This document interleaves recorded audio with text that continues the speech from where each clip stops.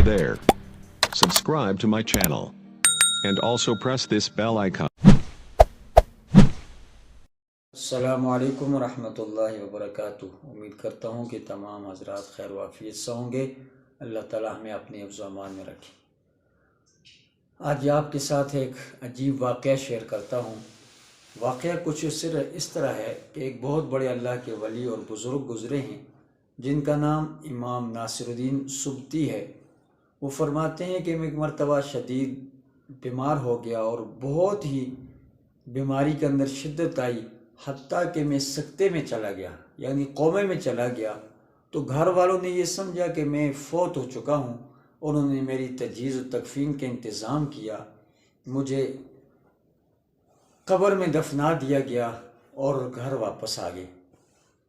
फरमाते हैं कि जब मुझे होश आया तो मैंने अपने आप को कब्र में पाया तो मैं बहुत परेशान हुआ कि अब मैं इससे कैसे बाहर निकलूं। और कोई तरकीब ना आई तो उनके जहन में ये आया कि जो शख्स भी सूरह यासीन को 40 मरतबा पढ़ेगा तो अल्लाह ताला उसको उस तकलीफ़ से और उस परेशानी से निजात अता फरमाएंगे। तो वो फरमाते हैं कि मैंने सूरह यासीन पढ़ना शुरू कर दी। तो यासीन पढ़ते पढ़ते मैं जब 39वीं मरतबा पढ़ रहा था तो इतने में मुझे महसूस हुआ कि कोई कब्र को मेरी को खोद रहा है। तो मैं समझ गया कि कब्र कोई खोदने वाला आ गया है, और वो कोई और शख्स नहीं, कोई रिश्तेदार नहीं, बल्कि कफन चोर था। फरमाते हैं कि मैंने सूरह यासीन को आहिस्ता पढ़ना शुरू कर दिया। जब 40वीं मरतबा मैंने सूरह यासीन मुकम्मल की तो उस शख्स ने मेरी कब्र के ऊपर से सारी मिट्टी हटा दी थी और वो स्लिप उठा रहा था। इतने में जब उसने मुझे देखा कि मैं तो ज़िंदा था, तो मैं जब आगे से उठा तो वो शख्स इतना हवास बख्ता हो गया और उस पर इतनी हैबत और खौफ तारी हुआ कि वो उल्टा पीछे गिरा और इस डर और खौफ की वजह से उसी जगह पर वो मर गया। अब जब इसकी ये कंडीशन मैंने देखी तो मैंने कहा अब अगर इसी हालत में मैं बस्ती में गया तो शायद वहाँ भी यही कैफियत हो और सारे बस्ती वाले डर जाएं और कोई नया परेशानी, कोई नई टेंशन ना आ जाए। फरमाते हैं कि मैं पूरा दिन वहीं कब्रिस्तान में रहा।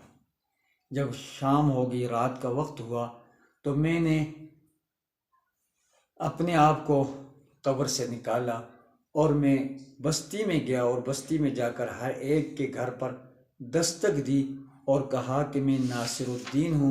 आप लोगों ने मुझे मुर्दा समझकर, मैयत समझकर मुझे दफना दिया था, लेकिन मैं सकने में चला गया था और मैं ज़िंदा हूँ, लिहाजा मैं वापस आ चुका हूँ। आप लोगों को घबराने की या डरने की कोई ज़रूरत नहीं।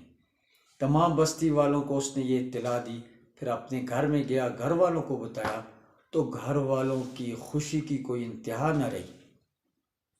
फरमाते हैं कि इमाम नासिरुद्दीन सुब्ती रहमहुल्लाह ने फिर इसके बाद कुरान पाक की तफसीर लिखी और उसके बाद फिर हज़रत का अपने वक्त मुकर्रर पर इंतकाल हुआ।